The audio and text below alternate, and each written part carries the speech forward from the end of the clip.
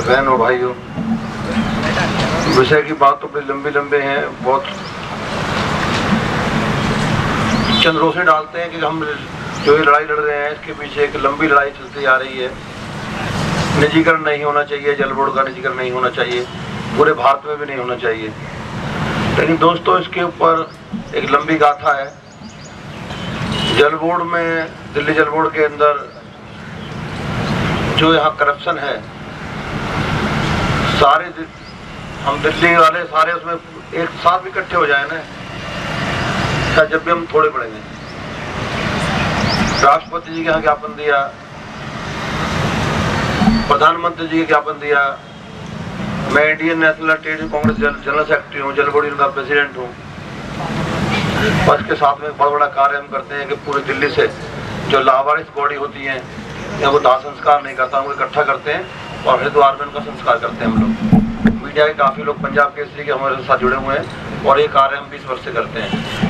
गौशाला भी हमारी बहुत बड़ी हरिद्वार में भी है, नाथ बच्चों का आश्रम भी है, बहुत सारे संगठन है।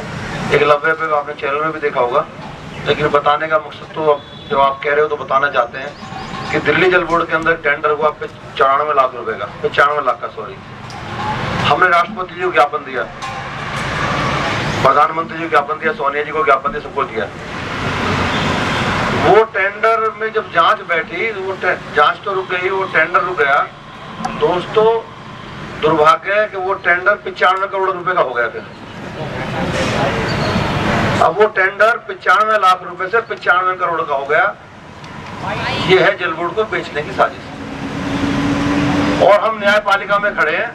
न्यायपालिका भी हमारी तरफ हंसती है, खींचती है।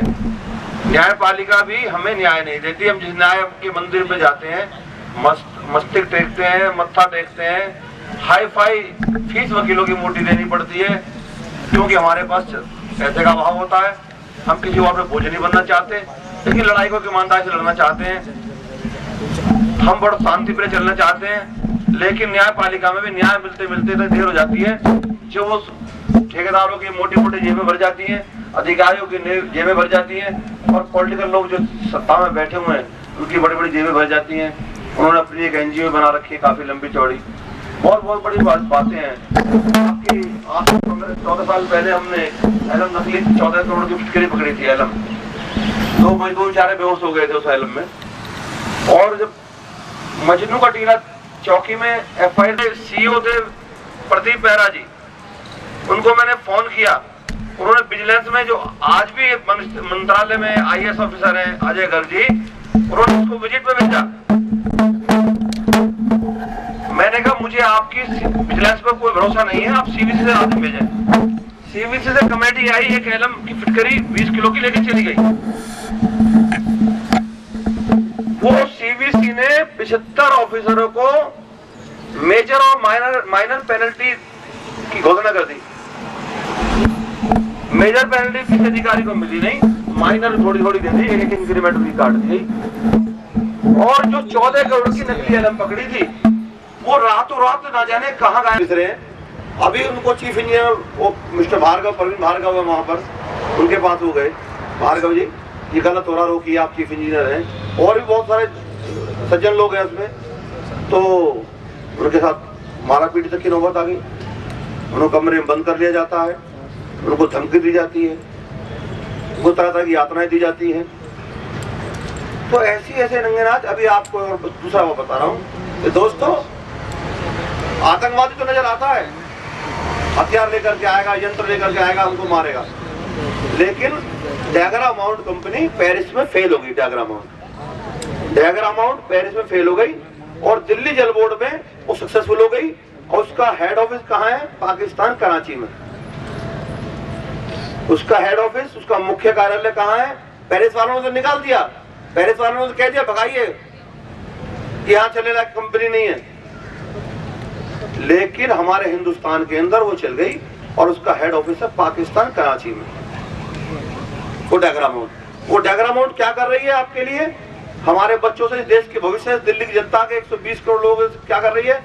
1 करोड़ 20 लाख आबादी से क्या खेल खेल रही है? वो खेल खेल रही है कि उस पानी को पॉलीमर डालती है। पॉलीमर आप सब बुद्धिजीवी भाई बैठे हैं यहाँ पर, बहनें बैठी हैं, आप उस नेट पर देखें पॉलीमर के से होने वाले नुकसान। माताएं बांझ हो जाएंगी, बहनें बांझ हो जाएंगी, आदमी मेंटली रिटायर्ड हो जाएगा, और उसके बहुत बड़े से कैंसर, सीधा कैंसर करेगा। पॉलीमर जो है ये नेट पर है, पॉलीमर पढ़ लीजिए, पॉलीमर की परिभाषा। और कलकत्ता में, इंडिया में कलकत्ता में रोक दिया गया पॉलीमर। और आज भी डैग्रामाउंट सोनिया विहार प्लांट के नाम से आपको पानी पिला रहा है, उसमें पॉलीमर डाला जाता है। डैग्रामाउंट सोनिया विहार प्लांट चला रहा है, सोनिया विहार में लगा हुआ है, और वो ट्रीट करने के लिए एलएम की जगह वो पॉलीमर डालता है, उसको हम लोग पी रहे हैं, ये दिल्ली की जनता पी रही है। जो उस पॉलीमर को पी रहा है आप समझ लें कि उनको क्या यातना झेलनी पड़ेगी, क्या क्या रोगों से लड़ना पड़ेगा। दोस्तों अनेकों बार बातें हुई हैं, बहुत ही बातें, ऐसे मैं आपको ऐसी बातें बता दूंगा कि शायद महीनों बीत जाएंगे, लेकिन समय का अभाव है।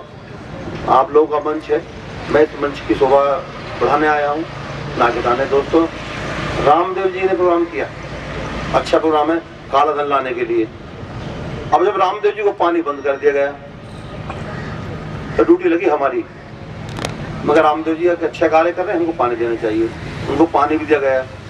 अगले दिन जांच बैठ गई हमारे खिलाफ। जब जांच बैठ गई, भाई हमें तो तनख्वाह मिलती है पानी पिलाने की, अगर तनख्वाह गवर्नमेंट देती है पानी ना पिलाने की तो नहीं पिलाएंगे, तो जांच भी खत्म हो गई। वही अन्ना जी के साथ भी हुआ, अन्ना जी के यहाँ डायरिया फैल गया। अब वहाँ अपने प्रशांत भूषण जी, उनसे बात हुई, उसका भी पानी तो जल बोर्ड का दीजिए। अब दिल्ली तो सरकार तो पानी दे नहीं रही इनको, तो हम जबरदस्ती उनको 8 इंची मोटा बोरिंग लाइन करा करके, सड़क पार करा करके उनको पानी दिया। वहाँ लोग, आप लोग, हम लोग बैठे वहाँ आराम से, उन लोगों ने पानी दिया। ऐसी बहुत सी बातें हैं। तो उसमें भी जांच हुई, उस जांच में कुछ नहीं हुआ। लेकिन दोस्तों हमारे साथ जो मुख्य हमारे साथ ये है कि सीबीआई हमारी रक्षा के लिए बनी है, पुलिस हमारी सहायता के लिए बनी है, लेकिन ये पुलिस का डंडा वहाँ क्यों नहीं चलता, सीबीआई वहाँ क्यों नहीं जाँच करती। अभी मैंने एल&टी कंपनी है, एल&टी कंपनी वाले 10 लाख रुपए रिश्वत देने आए। सरकार भेजती है जी इनको खरीदो, किस तरह खरीदो, साम दाम दंड भेद किसी भी नीति से खरीदो। हम सीबीआई में गए जी 10 लाख रुपए एल&टी कंपनी रिश्वत दे रही है, आप उसे गिरफ्तार करें। मैं जोगिंदर डायरेक्टर साहब से मिला, सीबीआई डायरेक्टर साहब से मिला, उन्होंने कहा जी इसमें तो प्राइवेट आदमी है, सीबीआई इसको नहीं पकड़ेगी। सीबीआई नहीं पकड़ेगी, क्यों नहीं पकड़ेगी, इसमें गवर्नमेंट का वो नहीं है। हमने कहा नेशनल बैंक से इसने लोन ले रखा, नेशनल बैंक का शेयर है, क्या आप दिखा दीजिए।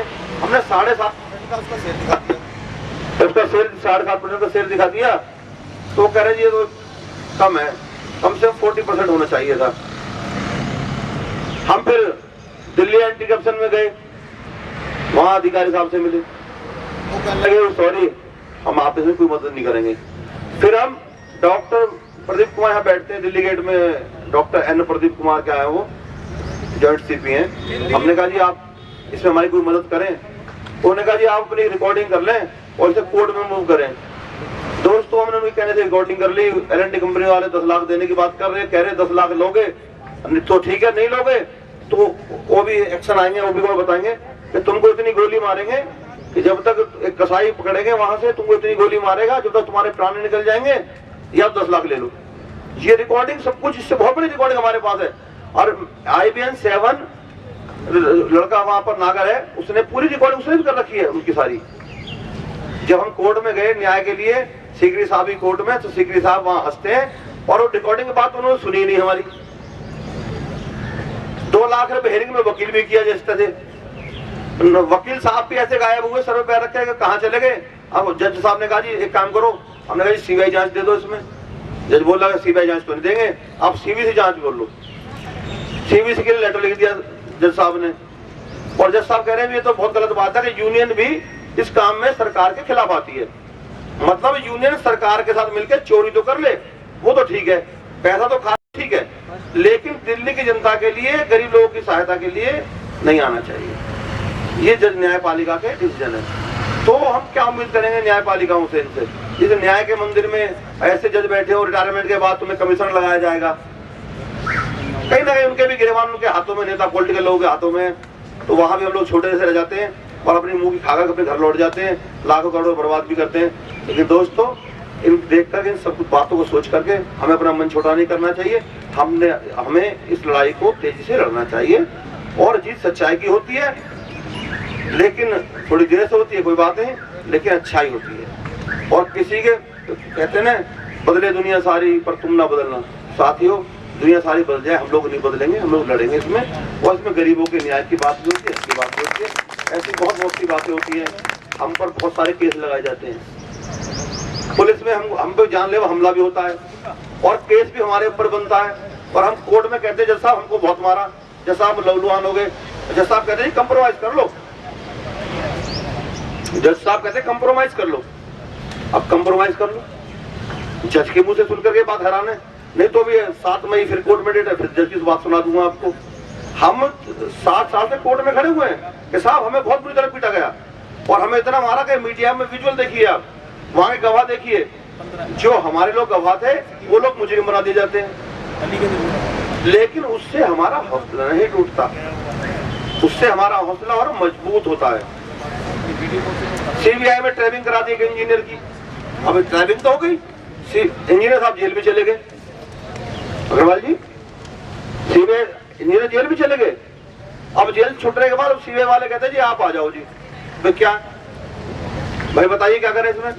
कि यार इसको किसी रफा दफा कर दो ना, केस को रफा दफा, और जज करेगा तो नहीं, आप थोड़ी सी स्टेटमेंट चेंज कर दो ना। ऐसे ऐसे काम सीबीआई भी करती है हमारे साथ में, ये यातना है।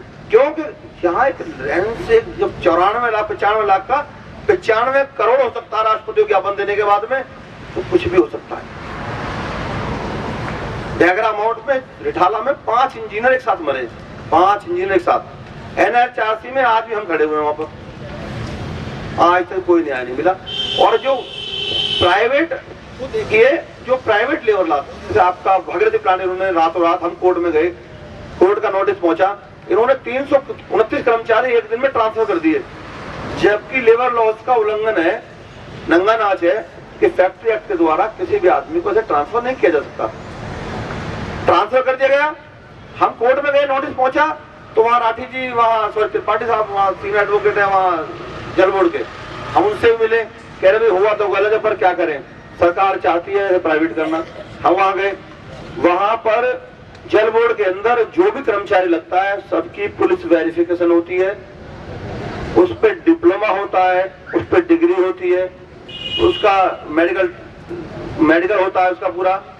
और वहां जो 329 आदमी काम करते थे, उनकी जगह जल बोर्ड में सिर्फ हम वहाँ 40 आदमी काम कर रहे हैं। वो 40 आदमी जो हम 8 घंटे काम करते थे, उनसे 12 घंटे काम लिया जा रहा है। उन पर ना कोई डिप्लोमा है, ना कोई डिग्री है, ना उनका कोई घर का एड्रेस है। और वो भी एक बड़ा टेंडर L&T कंपनी ने लिया, L&T कंपनी ने आगे किसी को टेंडर आधे में दे दिया, उसने आधे में टेंडर आगे और दे दिया, उसने और आधे में दे दिया, तो 5वीं 6ठी लाइन में टेंडर चला गया। टेंडर लिया 130 करोड़ का, आगे दे दिया वो 50 करोड़ का, 50 करोड़ वाले ने और कम कर दिया। फिर आगे आया एक लेबर वाला, एक लेबर का कॉन्ट्रैक्टर, इस सब कॉन्ट्रैक्टर का नाम दे दिया उसको कि तुम जो है इस पानी को चलाना और जैसे चले चलते रहने देना। ना तो उन्हें मशीनों के बारे में पता, वहां लैब में लेबोरेटरी में केमिस्ट होता है, ना केमिस्ट के बारे में पता, उनको कुछ भी नहीं पता। बस दिल्ली की जनता को जो पिए और पिलाते जाओ और दिल्ली की जनता समाप्त हो जाए। इसके पीछे एक साजिश है, और ये बहुत बड़ी गहरी साजिश है। इसके पीछे सिर्फ एक मानसिकता है, संकीर्ण सोच उनकी कि हम अपनी पॉकेटों को भरें, जेबों को भरें और आराम से रहें। नकली NGO बना लें। तिरुपति वाला है, नहीं है अभी, बहुत जल्दी एक कंपनी बनी है तिरुपति, बहुत कंपनी है, बहुत लोग इसमें लिप्त हैं। बताएंगे तो लिस्ट बहुत लंबी है दोस्तों, लेकिन कोई भी उसमें माफी के योग्य आदमी नहीं मिलेगा। आप देखें इनको, अच्छी तरह पढ़ें। मैं आप सभी का धन्यवाद करता हूं, मुझे बुलाया, आपने कीमती समय दिया, इस मंच का मैं धन्यवाद करता हूं। जय हिंद, जय भारत।